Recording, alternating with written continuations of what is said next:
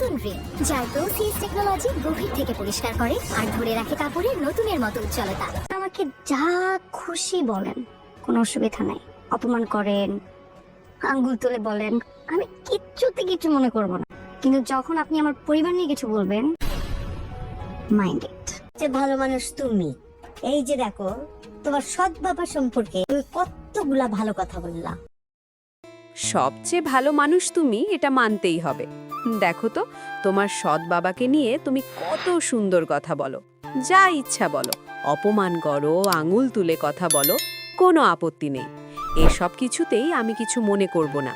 কিন্তু একটা কথা মনে রেখো, যখন আমার পরিবার নিয়ে কিছু বলা হবে, মাইন্ড ইট। আসসালামু আলাইকুম বন্ধুরা।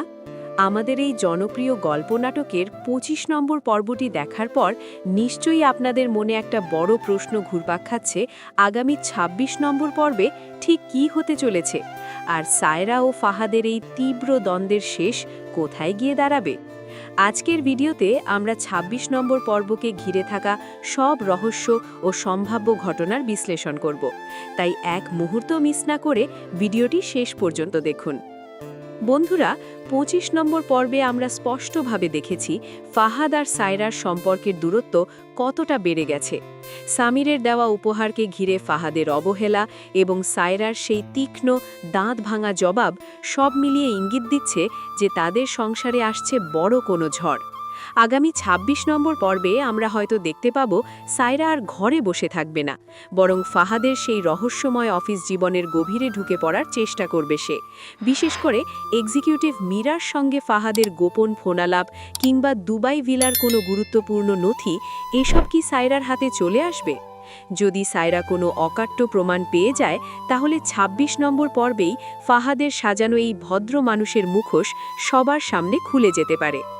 অন্যদিকে আসন্ন পর্বে আমরা হয়তো মেহেরিন ও সায়রার মধ্যে এক নতুন সংঘাতের সূচনা দেখতে যাচ্ছি। আগে থেকেই তাদের মাঝে যে চাপা বিরোধ ছিল, এবার তা চরম আকার নিতে চলেছে। কিছু কথোপকথন থেকেই স্পষ্ট, মেহেরিন এবার সায়রাকে কড়া হুঁশিয়ারি দিতে প্রস্তুত।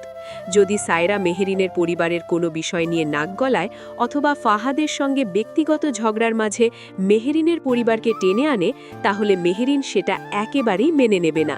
সে সরাসরি সায়রাকে জানিয়ে দেবে যেন সে নিজের সীমানা বুঝে চলে।